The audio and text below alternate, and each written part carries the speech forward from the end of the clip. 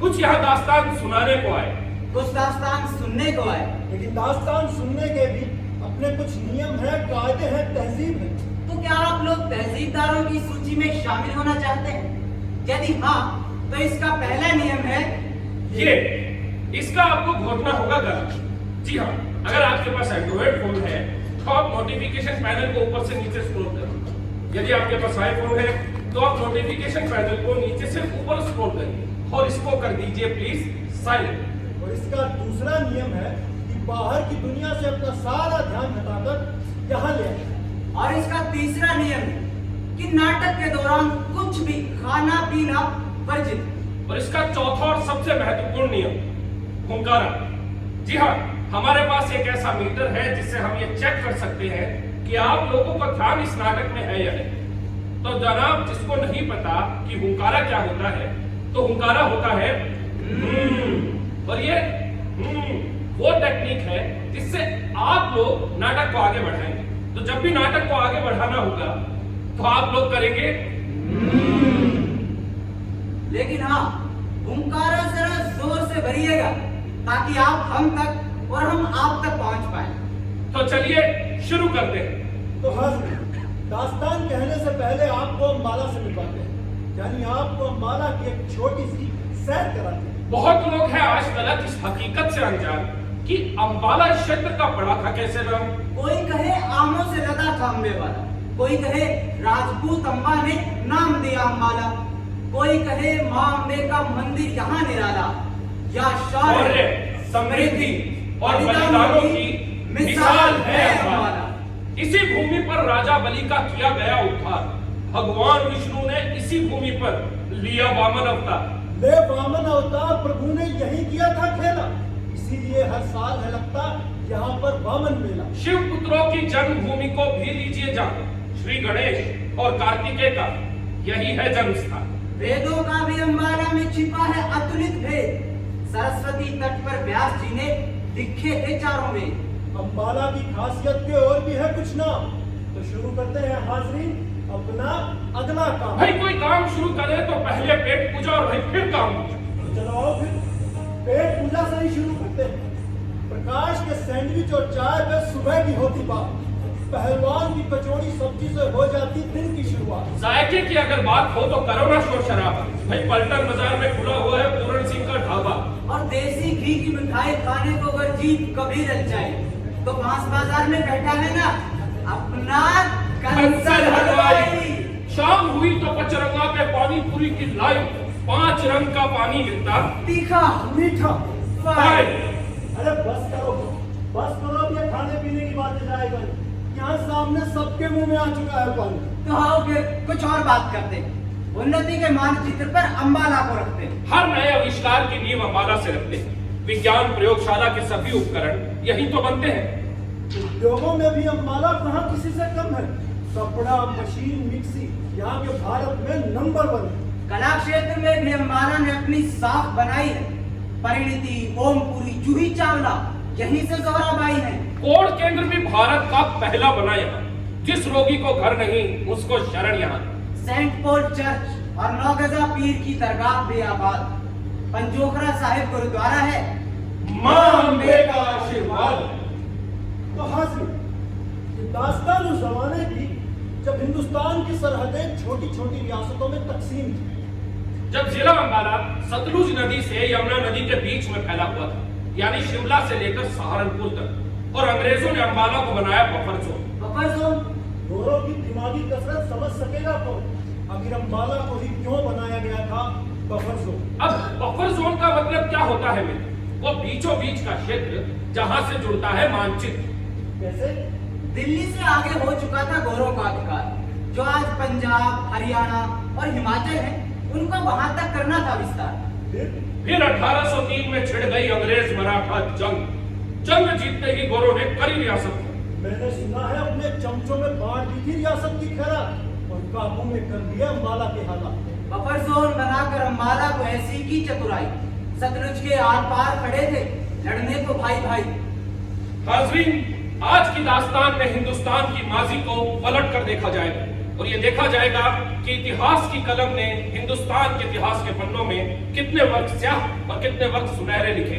तो माहौल किस्सों का बनाया जाए।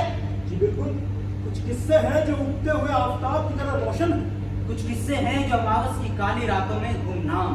ये दौर था जब अंग्रेजी हुकूमत पूरे के पूरे हिंदुस्तान पर अपना कब्जा चाहती थी और उसने अपने खुराफाती चालों से आधे से ज्यादा हिंदुस्तान पर कब्जा कर भी दिया था। लेकिन उनके मंसूबे अपने मुकाम पर पहुंचते उससे पहले ही हिंदुस्तानियों की बगावत ने अपने क्रांतिकारी तेवर दिखा दिए। हाजरीन, जब धर्म, प्रशासन और सरकार ये तिगड़ी मिल जाती है तो एक पूरे देश को अमली सूरत इख्तियार करवा देती है। ये सूरत खुशनुमा भी हो सकती है और खौफनाक। तो चलिए अम्बाला का सूरत हाल आपके सामने पेश करते हैं। अंग्रेजों के पुजारी यानी कि पादरियों ने अंग्रेज अफसरों के साथ मिलकर हिंदुस्तान की उस दुखती रग पर हाथ रखा जिसे लेकर आज तक फसाद होते रहते हैं। दुखती रग? जी हाँ, धर्म। हाजरीन, यही ताकत होती है मंच की, यही ताकत होती है नाटक की और यही खूबियां होती है कलाकारों की कि सोए हुए व्यक्ति की चेतना को भी जगा देते हैं। उस समय के 2 आला अफसर कैप्टन मार्टिन्यू और एंसन, उनसे फादर ने कहा, देखिए, हमने आप लोगों को पहले ही कहा था कि अगर हिंदुस्तान के लोगों पर कब्जा करना है तो पहले उनके जहन पर कब्जा करना होगा। उनका धर्म उनके जहन को जकड़ कर बैठा है। उन्हें हिंदू और मुसलमान से बदलकर ईसाई बनाना होगा, तभी हमारी ताकत बढ़ पाएगी। लेकिन आप लोग तो बस शराब और शबाब में डूबा रहता है। इस काम को करने के लिए अब तक आप लोगों ने कोई तरकीब इख्तियार नहीं किया है। जज वाई फादर, हमने इस मुसीबत से निपटने के लिए अपना कारतूस तैयार कर लिया। बस अब इसे चलाना बाकी है। What do you mean? Father, we have already figured it out and failed. Done.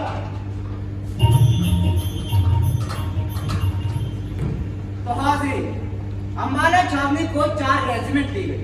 Nominal answers जो कर्नल जे होप ग्रांट के पास, 7वीं रेडियल इन्फेंट्री जो कर्नल आर्ड्रेट के पास, 5वीं नेटिव इन्फेंट्री जो कर्नल आर्ड्रेट के अंदर थी, 2 हॉर्स आर्टिलरी जो कैप्टन टर्नर के अंदर थी।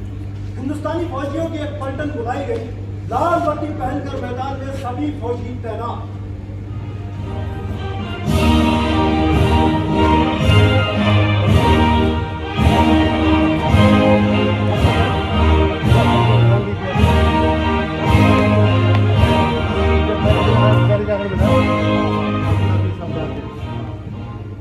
Soldiers, at ease. मैं जनरल जॉर्ज एंसी आज तुम लोगों से कुछ बात करने आया। तुम सब अपना रेजिमेंट का जिम्मेदार और वफादार सोल्जर सब मैंने और कंपनी तुम्हारा फ्यूचर को ध्यान में रखते हुए डिसाइड किया है।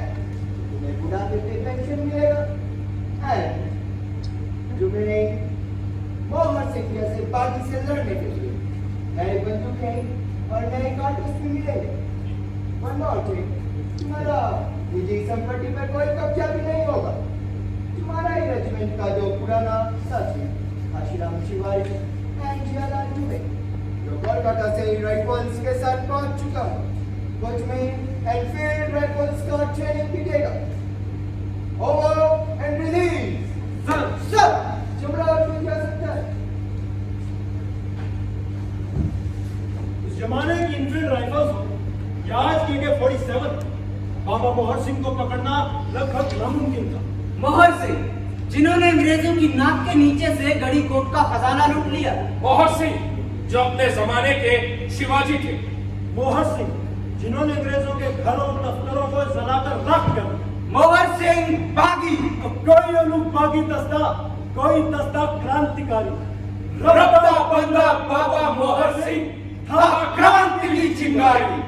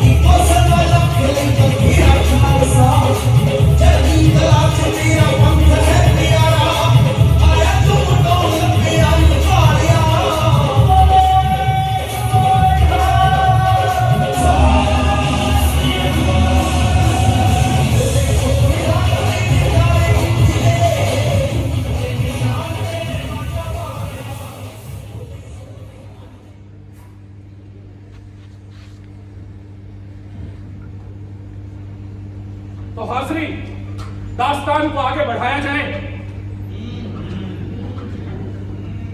तो अब एक सवाल उठता है कि आखिर अम्बाला क्यों? अगर बारीकी से देखा जाए तो अम्बाला प्रदेश की क्रांति और दूसरे प्रदेशों की क्रांति में एक खास अंतर दिखाई देता है। भाई चाहे लखनऊ हो, कानपुर हो या झांसी, यहाँ क्रांति की केवल एक ही वजह थी कि यहाँ कंपनी सरकार ने वहाँ के राजाओं से उनकी सत्ता छीन ली। देखो भाई, वो तो केवल अपनी सत्ता के लिए लड़े, लेकिन अम्बाला में क्रांति किसान वर्ग से लेकर व्यापारी वर्ग और कंपनी की रेजिमेंट तक बिल्कुल एक जैसी थी। अरे जनाब, ये लड़ाई सत्ता की थी ही नहीं, तो बगावत थी। किसके खिलाफ? तानाशाही और नौकरशाही के खिलाफ। जहाँ एक आम हिंदुस्तानी नागरिक को ब्लैक डॉग यानी कि काला कुत्ता कहकर बुलाया जाता था। हाँ, उनसे बेगारी करवाई जाती थी। ये बगावत थी उस जुर्म के खिलाफ जहाँ किसानों को अनाज की जगह नील की खेती करनी पड़ी। किसान बेचारा भूखा मरता था और ऊपर से 66% लगान की मार अलग। ये बगावत थी उस व्यापारी वर्ग जिनके स्वदेशी उद्योगों को बिल्कुल खत्म कर दिया गया।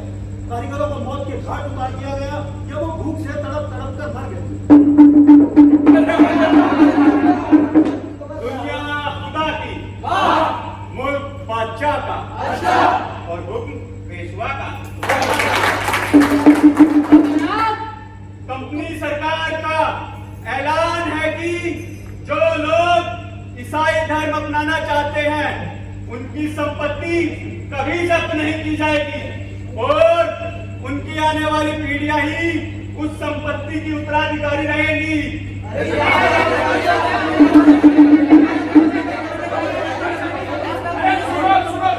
सुनो। अंग्रेजी सरकार तो अपनी हुकूमत वैसे ही मनवा लेती है, तो ये मुनादी करवाने की क्या जरूरत है? जनाब, कायदा कानून नाम की भी तो कोई चीज होती है।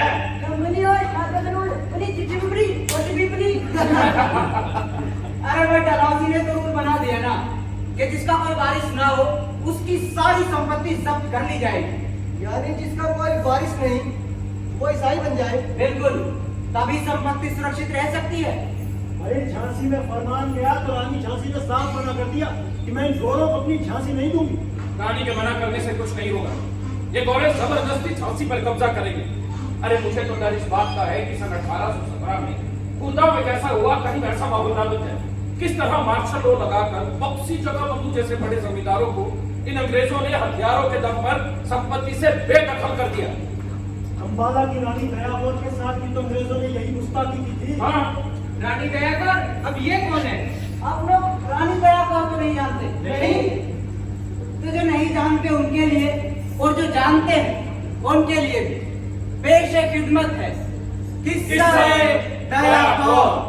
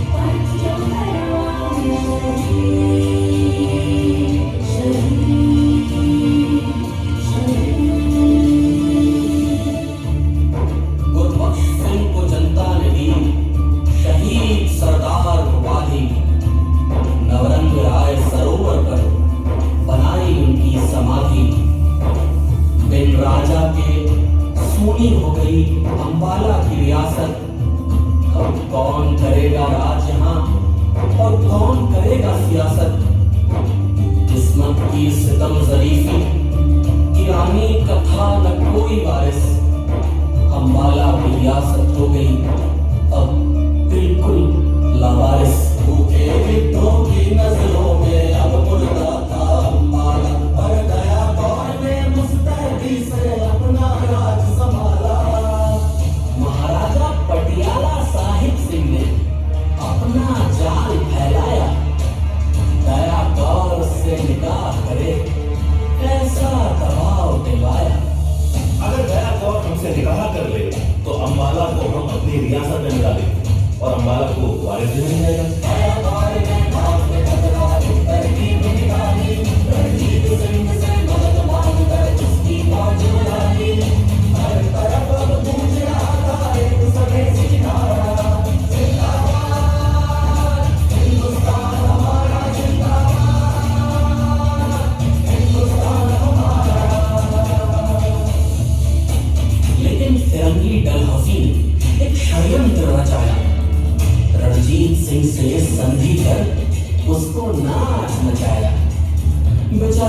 पर रह गई बिल्कुल निठार अकेली, और अम्बाला बना हुआ था सबके लिए एक पहेली।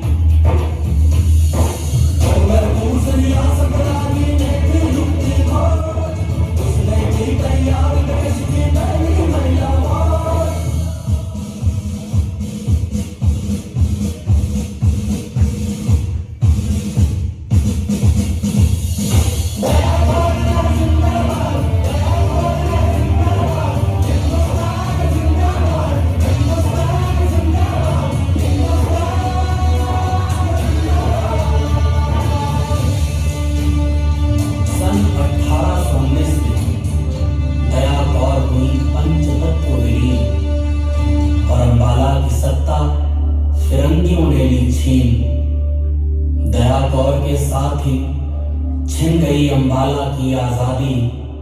सर्कुलर रोड अम्बाला पर बनी है उनकी समाधि।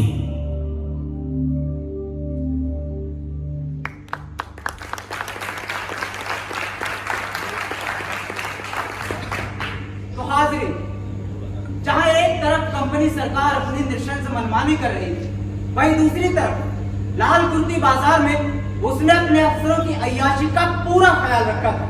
इस बाजार में रेजिमेंट के अफसर अक्सर आया करते थे और साथ में बटालियन के कुछ हिंदुस्तानी सिपाही, खास तौर से 5वीं रेजिमेंट के। इस बाजार में गरीब, बेसहारा और विधवा लड़कियों को लाकर बेचा जाता था और फिर शुरू होता था जिस्मानी तिजारत का सिलसिला।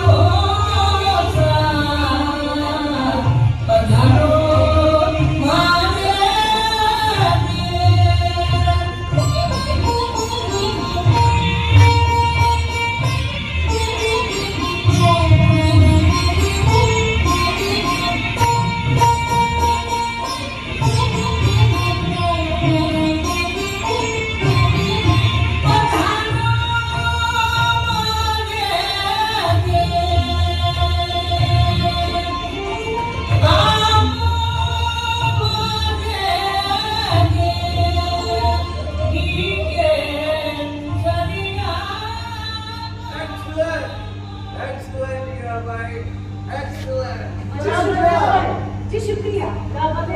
आदाब। अरे जरा रुक कर आता, देखा नहीं अंदर साहब लोग बैठे हैं। बाजार बहुत है मेरी भी और मारे एकदम ताजा। बस यूं समझ लो कि गलती करी खिलच कर रही तो आया नगीने की पर हीरा भाई को तुझसे ज्यादा ही नहीं। चल जरा कीमत को, क्या हीरा भाई आप भी ना कीमत के फर्क आपको मुझसे ज्यादा हीरा भाई तो देना देता बस।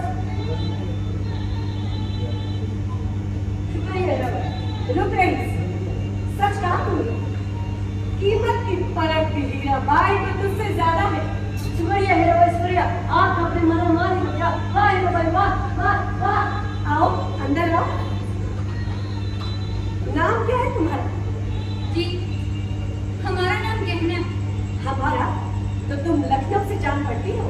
जी। तुम्हारी तहसील पर तो बारी जाओ। जरा कुछ तहसील यहाँ की लड़कियों को भी सिखा देना। तब मत सब की सब चलनी है। बचते रहना सब जी डरो मत, तुम्हें यहाँ किसी किस्म की तकलीफ नहीं होगी। जरा पलट कर दिखाओ। उफ, ये नशीली आंखें, ये सुराहीदार गर्दन और ये लचीली कमर, लगे ना तुम्हें किसी की नजर। आज से तुम्हारा नाम हुआ गौहर। जानती हो गौहर का क्या मतलब है? जी मोती। वाह, आज तो हीरा बाई के खजाने में एक और मोती आ गया है। मोती, वाह हीरा बाई, अगर ये मोती आज रात हमारे खजाने में आ जाए तो जाओ अंदर जाओ, अभी मैं साहब की खिदमत में हूँ।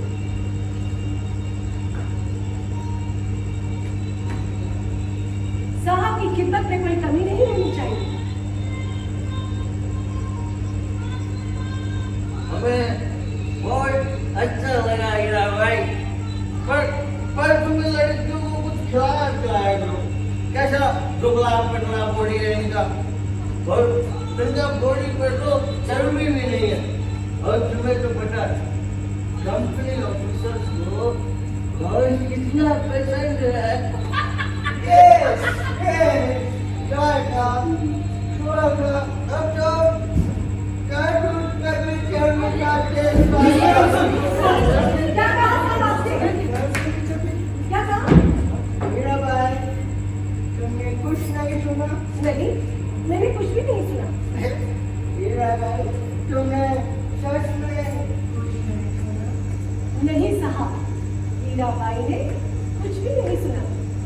तुमने नहीं सुना कि कार्टून पर गाय का स्वर का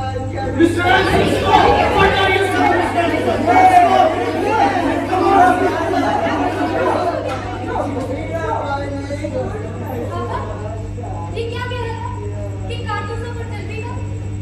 अगर ऐसा हुआ तो ये गोश्त इन फिरंगियों को हजम नहीं होगा। हाँ, हम लोग तबाया जरूर है, लेकिन हमें भी मुल्क से मोहब्बत है। करीम चाचा, ये खबर जल्द से जल्द बटालियन तक पहुंचा दीजिए। आखिर मुल्क की हिफाजत करना हमारा फर्ज है। जाइए। पापा, आपको मुल्क का इतना ख्याल क्यों है?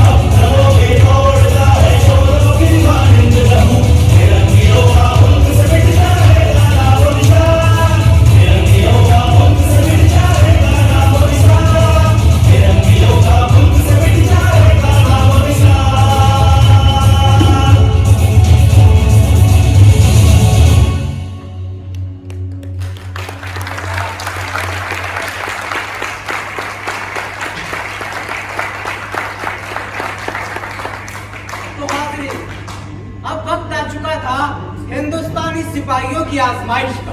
क्योंकि कलकत्ता से ट्रेनिंग लेकर काशीराम तिवारी और जियालाल दुबे अपनी रेजिमेंट में वापस लौट चुके। जहाँ एक तरफ उनको अपने पुराने साथियों से मिलने की खुशी थी, वहीं रेजिमेंट के सिपाहियों के चेहरे पर गुस्सा साफ झलक रहा था। भाई जियालाल, क्या खाना बना है यार रेजिमेंट। बिल्कुल भाई, अपनी रेजिमेंट में आके तो ऐसा लगता है कि मान लो अपने घर लौटा है। और भाई, अरे क्या हाल है हमारे के। हाल क्या पूछना, अंबाला तो अंबाला है, दिन में फौज और रात को फौज। अरे यार भाई, खाना खा ले यार। नहीं, मैं खाना खा कर आया। भाई वैसे एक बात है कि साला बंगाल में दाल भात खा खाकर पेट भर गया पूरा। बिल्कुल, धर्म भ्रष्ट करने पे मछली खाने रह गया था। तो शुक्र है कंपनी का कि खाने को दाल भात दे दिया। भाई नहीं तो धर्म भ्रष्ट हो जाता। इन लोगों को लगता है कि इनका धर्म अभी भी बचा हुआ है। क्या बकवास कर रहा है ट्रेडपाल? लगता है दिल्ली में ही चढ़ा कराया है। मैं तो होश में हूं, लेकिन कंपनी सरकार की गोटियां खा खा कर हम लोग कुत्ते बन गए हो। भाई देख बात, अपनी जुबान पर लगा मेरा। अगर पुरानी दोस्ती का ख्याल आओ ना, क्या करते काम कर दे आपस में लड़ने से कोई फायदा नहीं। भाई अगर हमसे कोई शिकायत है तो खुलकर कहो। खुलकर कहो। अरे तुम लोगों से पूरी पूरी बटालियन मिला दे। यही तो हम जानना चाहते हैं। ऐसी क्या गलती करते हैं हम लोगों ने? गाय और सुअर की चर्बी खाता तुम लोग। चुप कर हरामखोर। इनफील्ड राइफल की ट्रेनिंग लेकर आए ना तुम दोनों, हाँ, तो उसके कारतूस मुंह से ही काट के देना। तो उसमें क्या दिक्कत है? दिक्कत? अरे उन कारतूसों पर गाय सुनी तभी का लेप है। अरे क्या बकवास कर रहा है? झूठ है ये सब, ये सरासर झूठ है। तुम तो झूठ कहोगे ही, अंग्रेजों के पक्के टट्टू जो बन गए हो। अरे भाई, कंपनी सरकार इतना बड़ा धोखा नहीं कर सकती हमारे साथ। और इसका पता तो हम लगा ही लेंगे। बिल्कुल पता लगाते रहना, लेकिन यहाँ लौट कर बताना। बुढ़ा, आज से हमारी रेजिमेंट में तुम लोगों का हुक्का पानी बंद। बंद? अरे जात से ब्राह्मण होकर इतना नीच काम करते हुए कोई शर्म नहीं आई? थू है तुम लोगों पर। थू। अपने गले में पड़ा हुआ जनेऊ तोड़कर फेंक के निकले तुम लोग। अरे खड़े खड़े से क्या रहे हो? निकले से।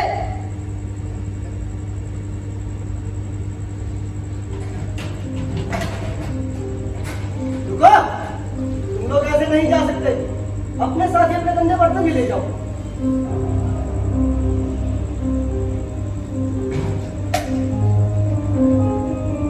तुम लोगों से कोई बात भी नहीं करेगा।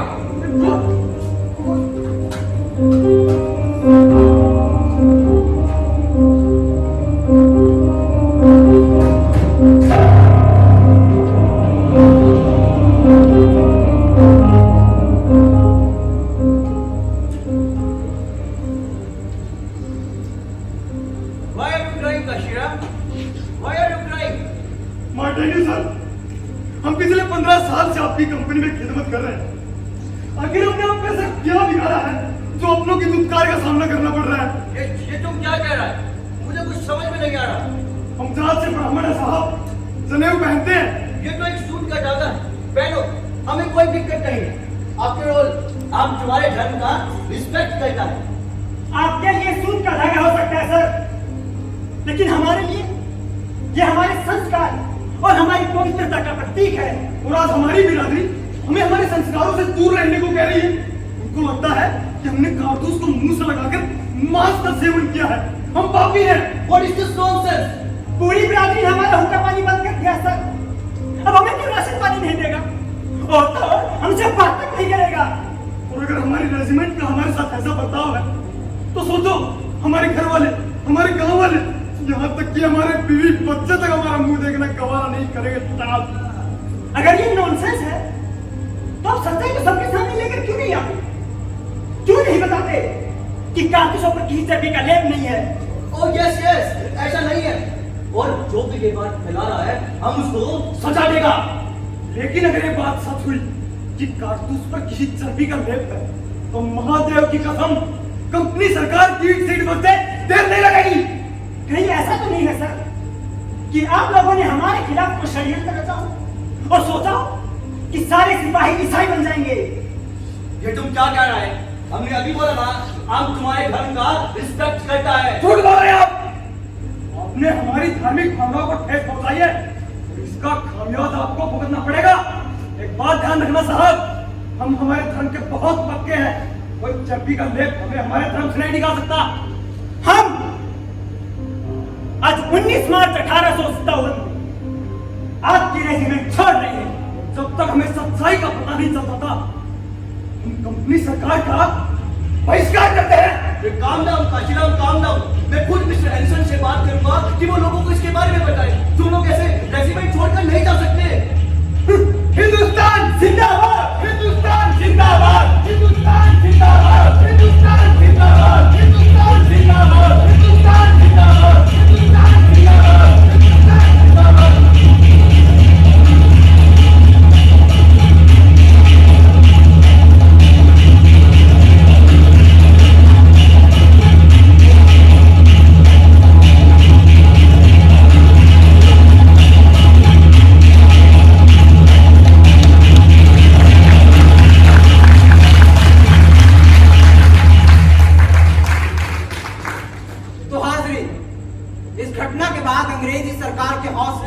डगमगा गए।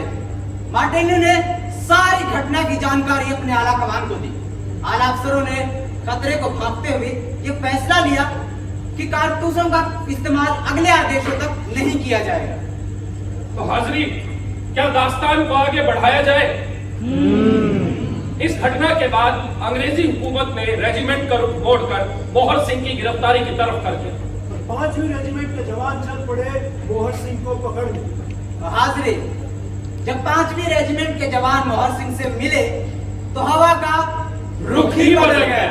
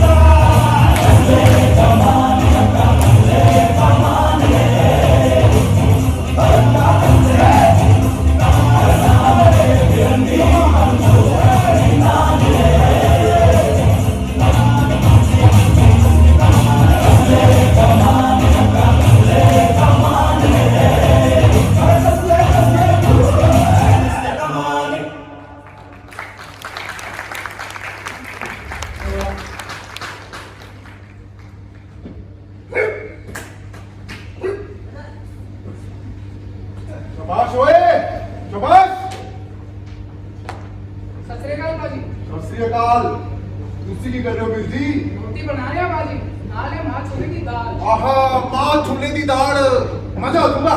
बिल्कुल जी। कितने चल रहे हो? भाई मोहसिन जी से मिलना है। वो आने दे ओए, साढ़े मेहमान ने। सत श्री अकाल मोहसिन जी। सत श्री अकाल बाबे, सत श्री अकाल। बैठो। ओए की कर ओए? कंपनी सरकार के सिपाही आज हमारे खेमे में, सब खैरियत तो है? कंपनी सरकार के राज में हम हिंदुस्तानियों खैरियत कैसे हो सकती है मोहसिन जी? नौकरी कंपनी सरकार की करते हो और उन्हीं की बुराई करते हो। जिस थाली में खाते हैं उसमें छेद नहीं करते। मोहन सिंह जी, अपने ही दुश्मनों की वकालत कर रहे हो आप भी कमाल करते हो। मैं तो बस इतना जानता हूं कि जहां रहो वफादार बन के रहो। मोहसिन जी, जब से कारतूसों वाली खबर पता लगी है तब से खुद के अंदर बड़ी जलालत सी महसूस हो रही है। तो तुम लोग मुझसे क्या चाहते हो? मोहन सिंह जी, आप किस कहने में रहकर आजादी की लड़ाई लड़ना चाहते हैं? मोहन सिंह जी, ये अंग्रेजों की चाल भी तो हो सकती है। और जो लोग अपनी रेजिमेंट के वफादार नहीं हो सके वो हमारे क्या ही वफादार होंगे भाई। नहीं जी, ऐसी बात नहीं है। हाँ, ये जरूर सच है कि हम 5वीं रेजिमेंट के लोग मोहसिन जी को गिरफ्तार करने जरूर आए थे। रुको, तुसी बोलो। लेकिन हमने मोहन सिंह जी के बारे में जैसा सुना था वो उससे कहीं बेहतर है। भाई क्या सुना था मोहन सिंह के बारे में? वो बागी है, डाकू है या कोई चोर है? नहीं, वो तो सच्चा सिपाही है, अपने देश का सिपाही, अपने पिंड का सिपाही, अंबाले का सिपाही मोहन सिंह जिंदाबाद, मोहन सिंह जिंदाबाद, हिंदुस्तान जिंदाबाद, हिंदुस्तान जिंदाबाद, हिंदुस्तान जिंदाबाद। तो मेरे साथियों, आज से 5वीं बटालियन के हिंदुस्तानी भाई हमारे साथी हैं। और मेरे साथियों, इस क्रांति की जंग में हमारे साथ भाई सलीम खान कड़ी कोट से, भाई जगीर लोहार कोला चांडली से, नमस्कार, और भाई जोगा सिंह मोली जगरा पिंड से, ऐसे कई क्रांतिकारी भाई हमारे साथ जुड़े हुए हैं जिन्होंने अंग्रेजों के साथ कई लड़ाइयां लड़ी हैं और उनके दांत खट्टे करे, उनके खजानों और हथियार को भी लूटा है। साथियों, अब अपना अगला निशाना होगा अंबाला तहसील हेडक्वार्टर। उसके लिए सबसे पहले हमें कुछ साथी वहां जाएंगे और उन जगहों को ढूंढेंगे जहां पर छिपकर हम उन पर हमला कर सकते हैं। पर मोहन सिंह जी, हम छुपकर हमला क्यों करें? अब तो हमारे पास हथियार भी है। हमारे पास भी हथियार है। अरे बाबा मोहन सिंह, वीर शिवाजी महाराज से बाबू लड़ते ने कोई की कहने हाँ गोरिल्ला, अरे गोरिल लबदे रजने ये वार होया किधरो। बाजी, आपके साथ रहकर तो नई युद्ध नीति सीखने को मिलेगी। बिल्कुल साथियों, हमें सबसे पहले अंग्रेजों की ताकत को खत्म करना होगा और उसके लिए उनके हथियारों के गोदाम में आग लगानी होगी। उनके आलीशान घरों को शमशान बनाना होगा। ओए, और नादीर असद खत्म करनी पड़ेगी। और मेरे भाइयों, हमें भूलना नहीं है कि हम सुल्ताने कौम नवाब सरदार जस्सा सिंह अहलूवालिया की कौम से हैं। जो बोले सो निहाल।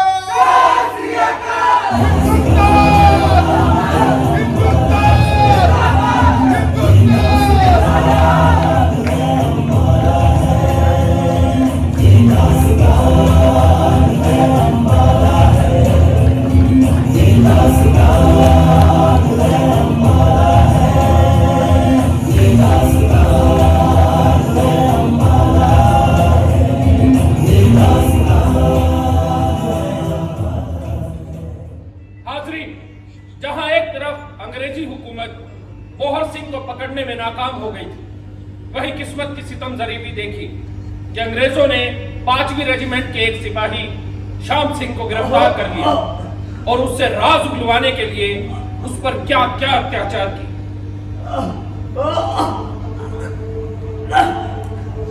मुझे कुछ नहीं पता साहब। मुझे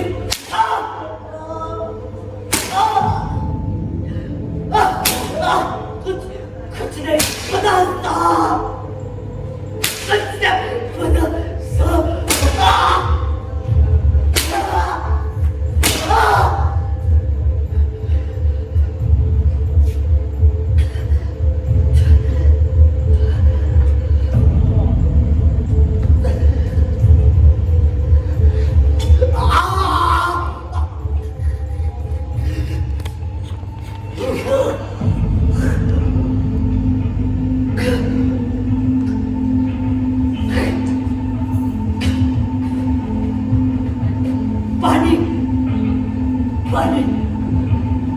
Money? You need water? Hey, get some water.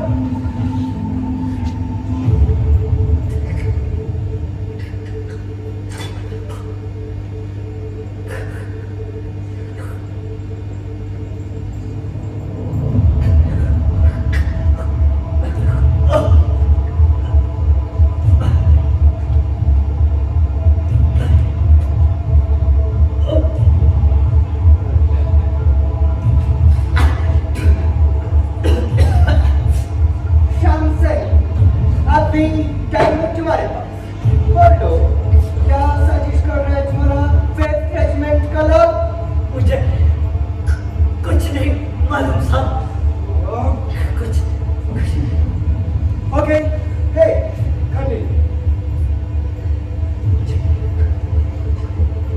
कुछ नहीं मालूम साहब। 13 अप्रैल यूरोपियन आर्सेनल को जलाया गया। 15 अप्रैल 7वीं रेजिमेंट ने ब्रिटिश सोल्जर्स के घरों में आग लगाई। 16 अप्रैल 9वीं रेजिमेंट ने ब्रिटिश सोल्जर्स के बियर के गोडाउनों में आग लगाई। मुझे नहीं मालूम साहब। 17 अप्रैल 5वीं रेजिमेंट ने लेफ्टिनेंट मोंटी के घर को जलाया। अकबर में आग लगाई। नहीं मालूम साहब। 19 अप्रैल लेफ्टिनेंट क्रैंकर के घर को जलाया।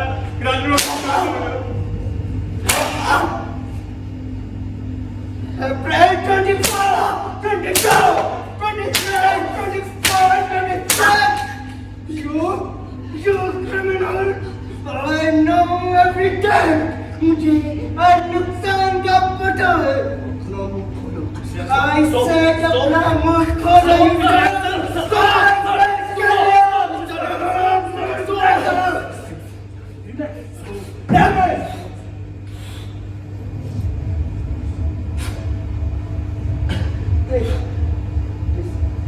I need every information. Any get this. मुझे नहीं मालूम साहब। देखो शम्स, बोलना तो तुम्हें पड़ेगा। विनो, तुम्हें मजबूत सिपाही है, ऐसे हार नहीं माने।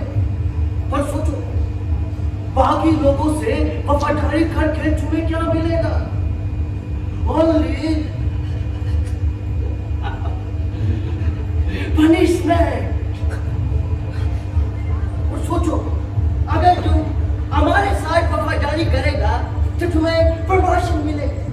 तुम्हारा और तुम्हारा फैमिली की सिक्योरिटी की जिम्मेदारी भी हमारी होगी। सोचो,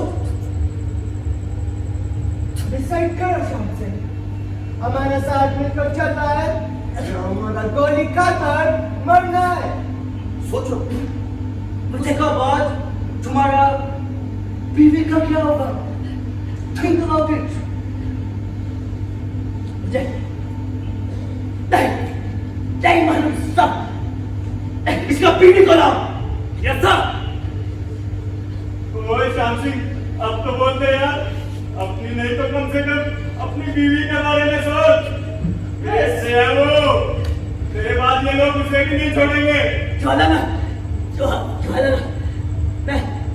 मैं सब बता दूंगा। बस मेरी बीवी को कुछ नहीं होगा तेरी बीवी को, भरोसा रख। बता दे इनको सब कुछ, बचा ले अपनी और अपनी जान। छोड़ मुझे, छोड़ मुझे।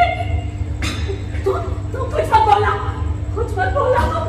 मेरी चिंता बिल्कुल मत करना। कुछ मत बोलना तुम। Shut up! सब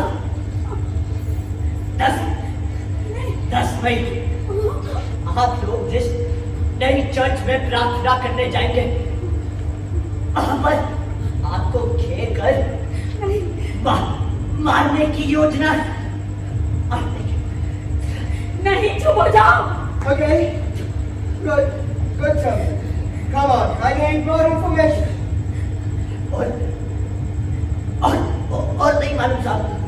Sham Singh was son, I need more information. साहब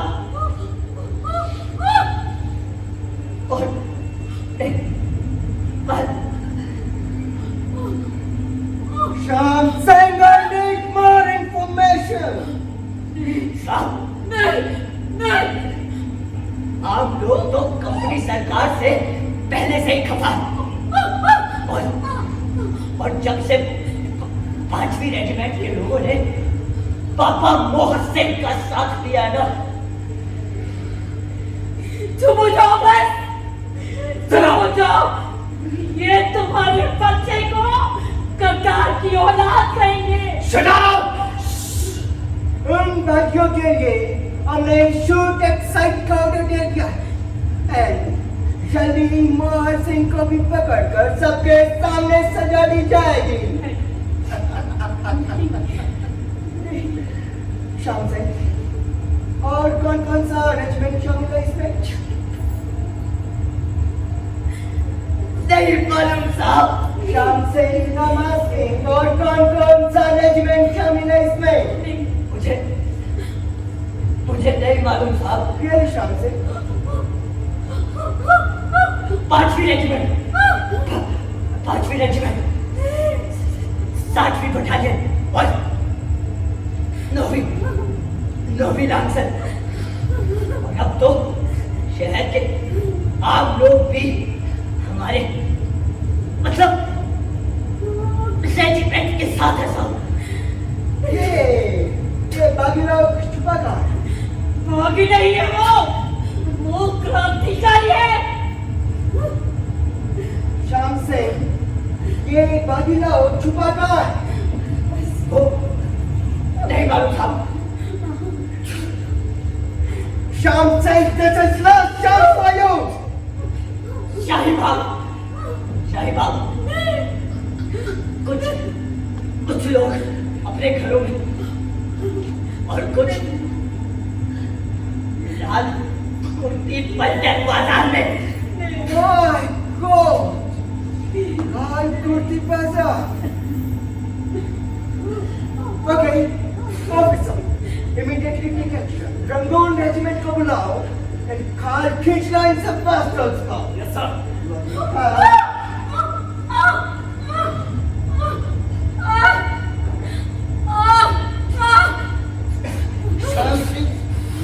छोटा मुंह खुला हमें अच्छे से आता है।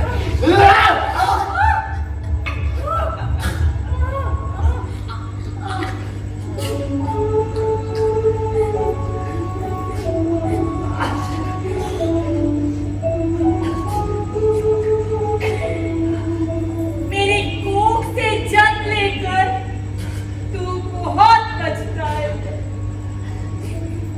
तेरा पिता गद्दार था, तू कैसे ये सुन पाएगा?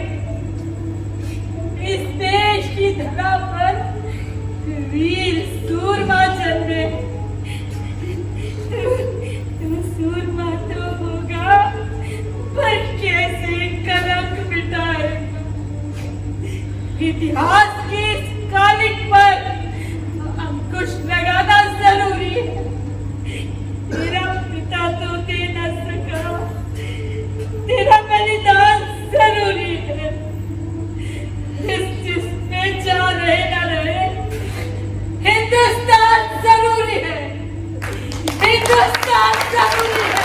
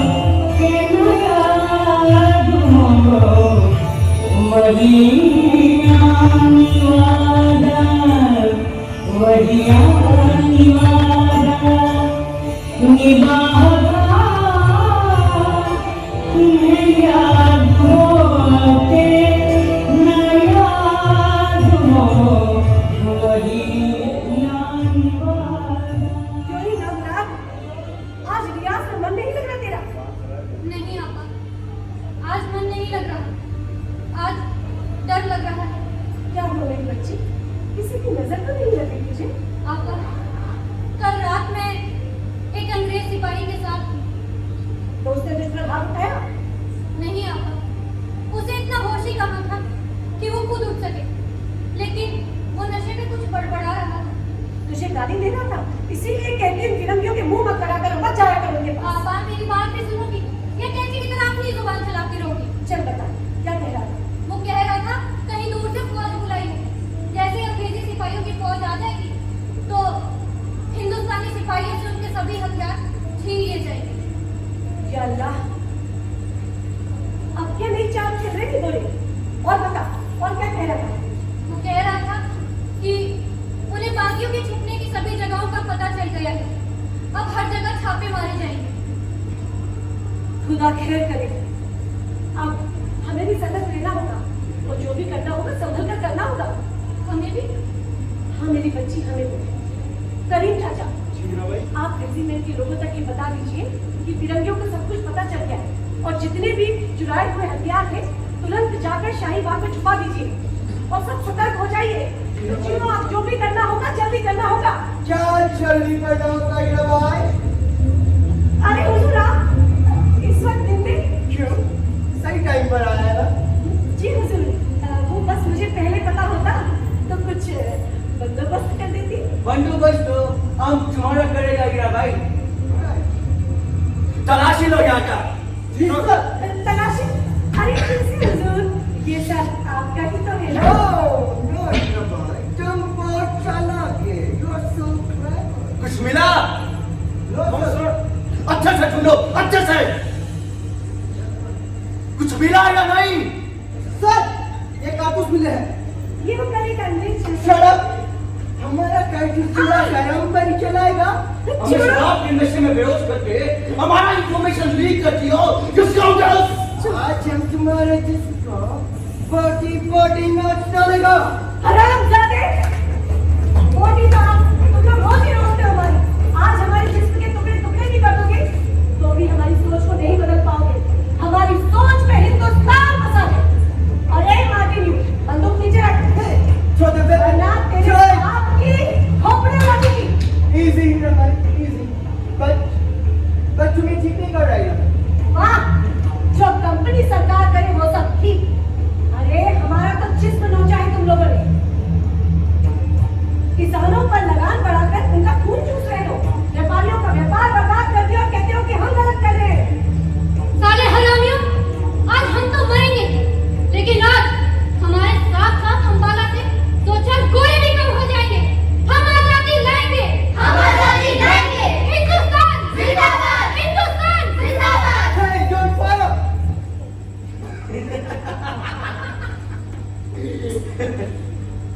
जो लोग अपना इज्जत नहीं बचा पाया वो देश क्या बचाएगा? हिंदुस्तान जिंदाबाद, हिंदुस्तान जिंदाबाद।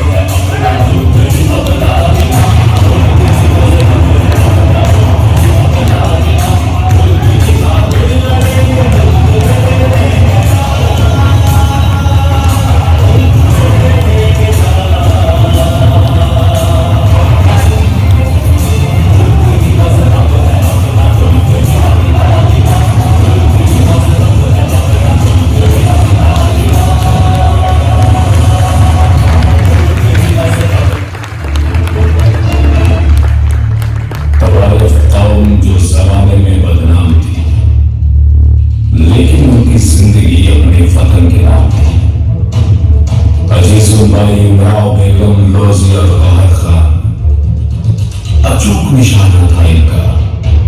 ले ली कई फिरंगी जान, जद्दन बाई, जोहराबाई, हुस्ना और हजरत महल। घुंघरू से जब गोली निकली, गोरे गए दहल।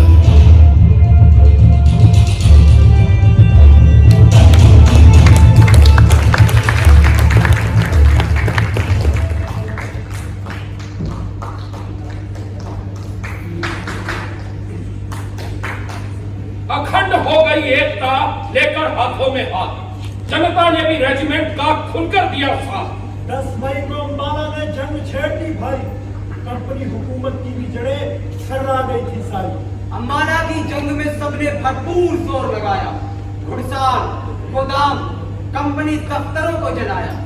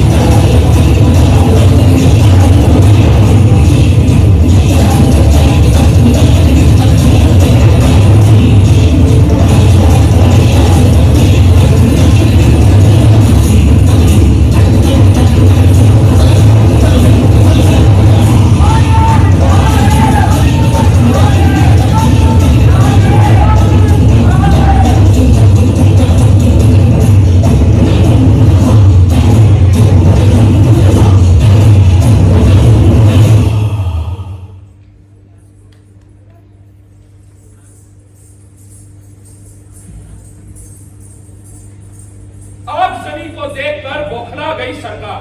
गोरों के खेमों में हर तरफ मचा हुआ था हाहाकार। शिमला से लेकर सहारनपुर तक गूंजा एक ही नारा, आजाद है, आजाद रहेगा हिंदुस्तान हमारा।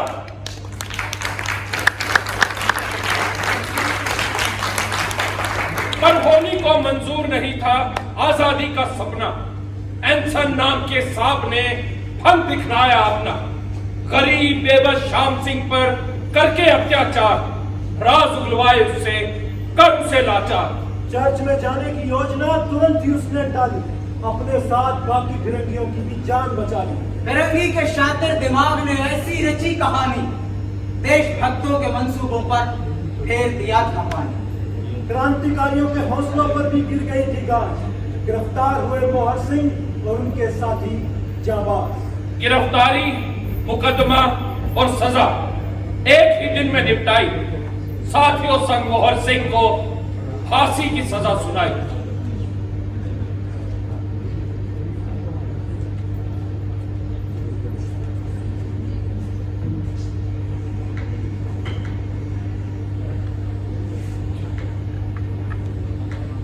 आइए मिस्टर मोहम्मद, बहुत दौड़ भाग करवाइए। आज आपकी मेहमान नवाजी करने का मौका मिल गया। ओए, हमारे ही अनाज पर पलने वाले पालतू कुत्तों, तुम क्या मेहमान नवाजी करोगे हमारी? हिंदुस्तान हमारा है। हिंदुस्तान हमारा है। हिंदुस्तान हमारा है। हिंदुस्तान हमारा है। चलो, मजा आ रहा है कि नहीं?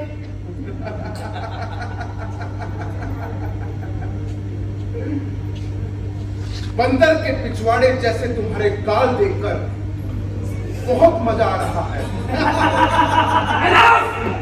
सर अभी के अभी खत्म कर देते हैं। Relax officer, relax. ओए, अपना ही बनाया हुआ कानून भूल गए? अभी तो तुम लोगों ने मुझे गिरफ्तार किया है, उसके बाद मुकदमा चलाओगे, फिर फैसला सुनाओगे। अगर मैं तुम्हारी जगह होता तो पता है क्या करता? क्या करके मोहर सिंह? ना गिरफ्तार करता, ना मुकदमा चलाता, सीधी गोली मारता हुए। हम भी यही करेंगे। शायद तुमने मार्शल लॉ के बारे में नहीं सुना। एक नया कानून पास हो गया जो बिल्कुल तुम जैसे लोगों के लिए ही बनाया गया, जिसमें मुकदमा भी चलेगा और सजा भी दी जाएगी। लेकिन वो आज और अभी होगा। Everything will be decided now. मोहर सिंह के खिलाफ मुकदमा पेश किया जाए। मालिक, मोहर सिंह एक बागी है। इसने ब्रिटिश गवर्नमेंट का खजाना लूटा है। वो हथियार भी लूटे थे, ने भूल गए क्या? जी मालिक, हथियार लूटे और कंपनी के सिपाहियों पर हमला भी किया। सिर्फ हमला? अरे इन गोरे फिरंगियों को जान से मार दिया। मालिक, मोहर सिंह ने कंपनी चैम्बर्स में आग लगाई और जो सिपाही इसको पकड़ने गए थे उनको कंपनी के खिलाफ भड़काया इसने। वो भड़काया नहीं है, उनको उनका असली फर्ज याद दिलाया। So, मोहर सिंह के केस आगजनी, हत्या, लूटपाट का मुकदमा बनता है। इसे फांसी का सजा मिलना चाहिए। ओए! And तुम क्या मुकदमा चलाओगे मुझ पर? मुकदमा तो तुम लोगों पर चलना चाहिए। तुम लोग व्यापार मांगने की भीख लिए हमारे देश में आए और मेहमान बनकर हमारी ही पीठ में चूरा पोपा, गरीब किसानों पर जुल्म करे, अपनी हवस मिटाने के लिए विधवा औरतों को कोठों पर बिठा दिया। हमारे कारीगरों तक तो तुमने जान से मरवा दिया। भाई भाई को आपस में लड़वाया, हमसे हमारा ही मुल्क छीन लिया। अपने नापाक इरादों से इस हिंदुस्तान की सरजमी को, इस संबड़ा की पावन धरती को गंदा किया। और शट अप! बहुत हो गया तुम्हारा। तुम्हारा कोई आखिरी इच्छा है? हाँ। तो बताओ। है, लेकिन तुमसे नहीं, उस ऊपर वाले से। मेरी रब से यह खास इल्तिजा है कि तुम लोगों को जूते मार मार कर हिंदुस्तान से बाहर फेंक दिया जाए। तुम्हारे अधमरे शरीर को चील कौवों के हवाले कर दिया जाए ताकि वो नोच नोच कर तुम्हारा मांस खा सके और तुम लोग हमारे कदमों में गिरकर अपनी नाक रगड़कर अपने लिए रहम की भीख मांगो और हमारी ही जुबान में बोलो, हिंदुस्तान जिंदाबाद! हिंदुस्तान जिंदाबाद! हिंदुस्तान जिंदाबाद! इसे फांसी पर लटका दो। सर,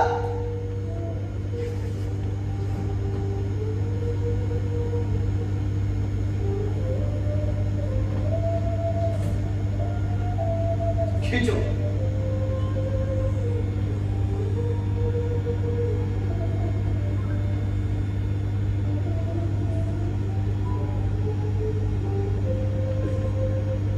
I said, खींचो।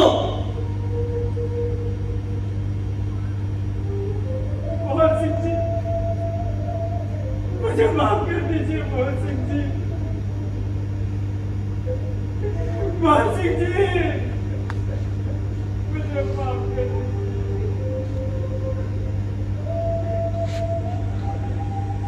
सर, मुझसे नहीं हो पाएगा सर।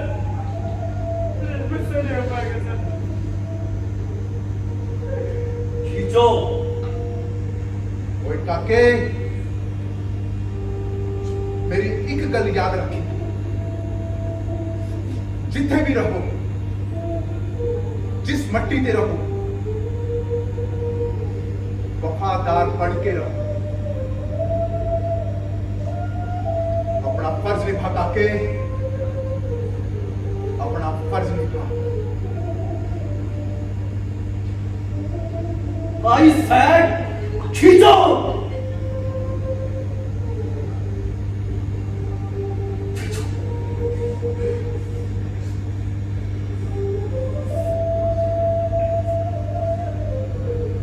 खींचो।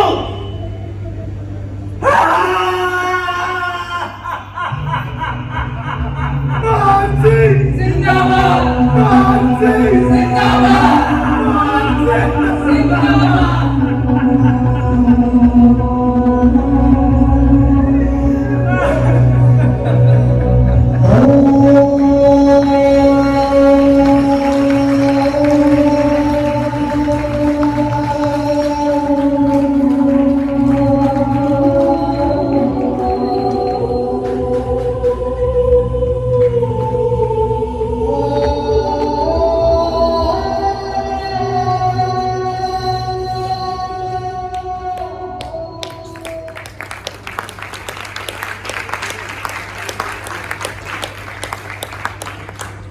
तो हाज़रीन, इस तरह 10 मई 1857 को आज़ादी की पहली लड़ाई अम्बाला से शुरू हुई और इसके ठीक 9 घंटे बाद मेरठ के बैरकपुर से। फिर तो क्रांति के मशाल पूरे देश में जल उठी। लेकिन बदकिस्मती से क्रांति सफल नहीं हो पाई। अंग्रेजों ने छल और बल से क्रांति की इस मशाल को बुझाने में कोई कोर कसर नहीं रखी। हाज़रीन, हमें बचपन से पढ़ाया गया है कि आजादी की पहली लड़ाई मेरठ से शुरू हुई थी, लेकिन आज हमने जाना कि आजादी की पहली लड़ाई मेरठ से नहीं बल्कि उसकी 9 घंटे पहले अंबाला हरियाणा से शुरू हुई थी। अंग्रेजों ने सन 1857 के विद्रोह को दबा तो दिया, लेकिन वो सोच के उस चिंगारी को नहीं दबा पाए जो सन 1857 का विद्रोह जनता में छोड़ गया था। भारत की इस पवित्र भूमि अंबाला को प्रणाम है। यहाँ जो शहादत दे गए उन वीरों को प्रणाम है। उनको ना थी फिक्र अंजाम बगावत क्या होगा। आंखों में एक सपना था, आजाद वतन अपना होगा। कैसे भूल सकेंगे हम उस दया कौर की कुर्बानी, जिनके नाजुक हाथों ने तलवार उठाने की ठानी। वो मोहर सिंह जैसे सूरमा फांसी पर झूल गए। नकली हीरो के चक्कर में हम असली को क्यों भूल गए। अंबाला की ये दास्तान हर घर पहुंचनी चाहिए। हर औरत के अंदर एक दया कौर बसनी चाहिए। हर मर्द के अंदर एक मोहर सिंह धड़कना चाहिए। सरहद पर मिटे जवानों के लिए भी दिल तड़पना चाहिए।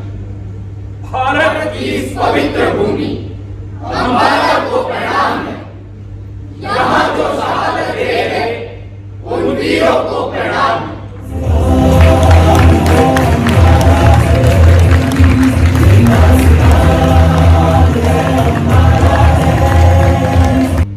पढ़ा जाते हैं।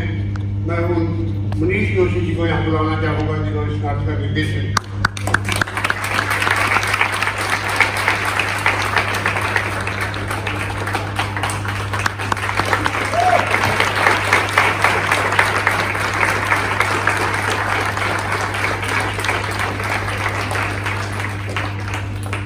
प्रिंसिपल डॉक्टर जयप्रकाश, प्रिंसिपल शिखा गोयल, मेरे सहयोगी अध्यापकगण, प्यारे विद्यार्थी,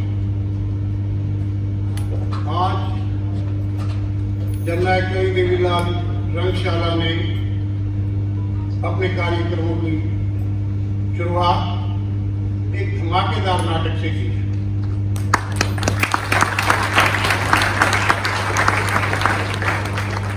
मैं लगभग 10-12 दिन पहले इस रंगशाला को उद्घाटन करने गया था और कर्नल नड्डा जी ने मुझे बताया था कि ये हमारे फ्रेंड्स हैं, बड़े अच्छे लगे। पर ये नहीं सोच सकता था कि इतनी जल्दी इतने परिणाम निकलेंगे, ये मेरी आशा से कहीं ज्यादा अधिक है।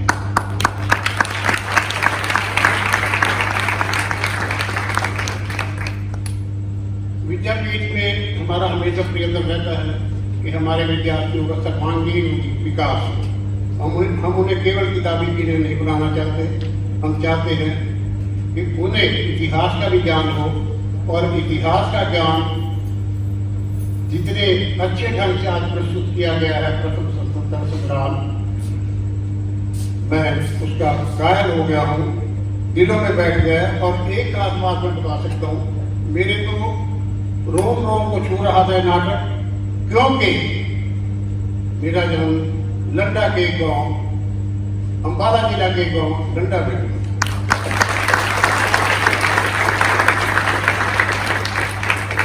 तो मैं बखूबी से महसूस कर सकता हूँ। मैंने लालपुर की बाजार भी देखा जब मैं जीवन को अंबाला में पढ़ता था। मैंने वो चर्च भी देखी है जो सन 1971 में पार्टी ध्वस्त हुई, उसका कुछ हिस्सा ध्वस्त हुआ, और दूसरी ऐतिहासिक जगह भी जिनका नाटक में जिक्र किया जा रहा था वो देखी।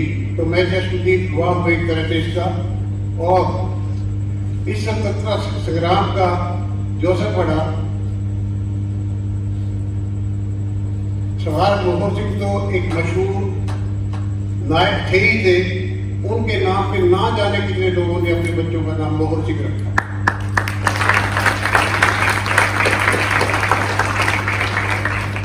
और मेरे अपने गांव में, बहुत बड़ा गांव नहीं है लंडा, मेरे अपने गांव में कम से कम 10 औरतों का नाम दया कौर था।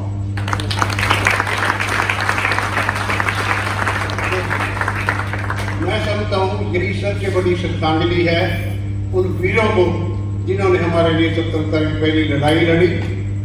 और आज मनीष जी के इस नाटक ने मुझे जो नई बात बताई वो ये कि 1857 के ये तो विद्रोह कहते हैं, पर हम उसको पहली लड़ाई, 77 की पहली लड़ाई कहते हैं, की शुरुआत अंबाला जिले से।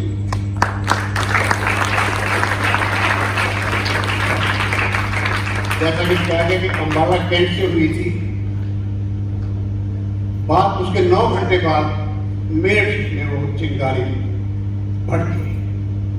तो मेरे लिए गर्व की बात है कि मैंने उस जिले में जन्म लिया और आज उस जिले के इतिहास को जानने का मुझे मौका मिला। मैं मनीष जी का और इन सारे कलाकारों का तहे दिल से धन्यवाद करता हूँ।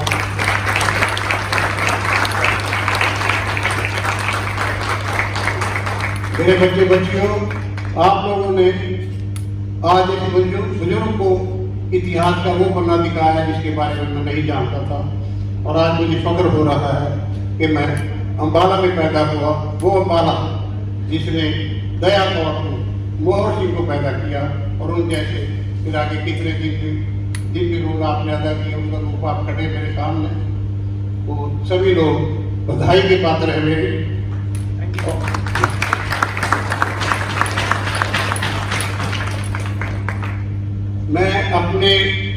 मैं इससे इतना अभिभूत हूँ कार्यक्रम से। कई जगहों पे, कई स्पॉट पर मेरी आंखों में आंसू आए। डॉक्टर जयप्रकाश हुआ यहाँ बैठे थे जब हम देख रहे थे, इतना भावुक उन्होंने कर दिया था कई जगह। मैं अपने स्वैच्छिक कोष से जो ये टीम आई है मनीष जी के साथ 2100 रुपये उन्हें प्रोत्साहन राशि देता हूँ।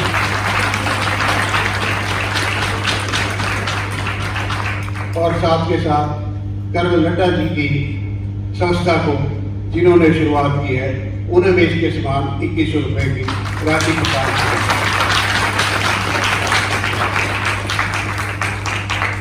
मैं आशा करूंगा कि आप लोग इसी तरह हमें नाटक दिखाते रहेंगे, इसी तरह के नाटक वो देखो मेरी अगली पीढ़ी खड़ी है, इन लोगों को प्रेरित करेंगे।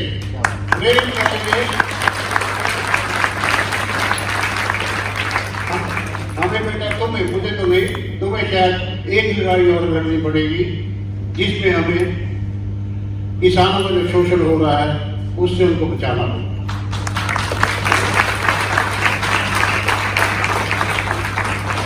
मुझे कहते हुए कोई हिचक नहीं है कि जिसे हम जिम्मेदार कहते हैं गांव के जिम्मेदार से शहर के सरकारी दफ्तर का एक जमादार बेहतर जिंदगी जीता है। इतने दुख की बात है, जिसको हम अन्नदाता कहते हैं, उसे ही हम स्वतंत्रता नहीं दे सके। उसकी वो खुद कुपोषण का शिकार है और पूरे देश में उसने भंडार भर रखे, यहाँ तक कि हम निर्यात करते हैं शुरुआत में। आज हम ये शिक्षा देख जाएं कि हम उसके बारे में भी कुछ सोचें, उसके भी जीवन स्तर को आगे बढ़ाएं, उनके बच्चों के लिए भी कुछ शिक्षा सुविधाएं दें। जहाँ तक विद्यापीठ का सवाल है, मैं यहाँ किसानों के बच्चों के लिए आज इससे प्रेरित होकर 25% सीटें रिजर्व करता हूँ, जिसमें उन्हें कम फीस पे दाखिल किया जाए।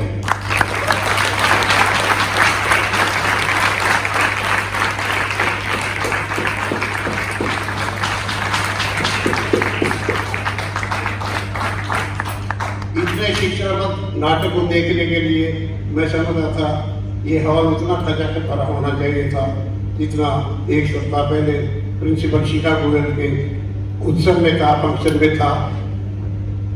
पर वो लोग जो वंचित रह गए हैं, सचमुच ही उनका दुर्भाग्य है कि वो इतिहास के इस पन्ने को नहीं पढ़ सके और आज एक कसम नहीं उठा सके कि हम गौर सिंह के दया कौर के सपनों को पूरा करेंगे।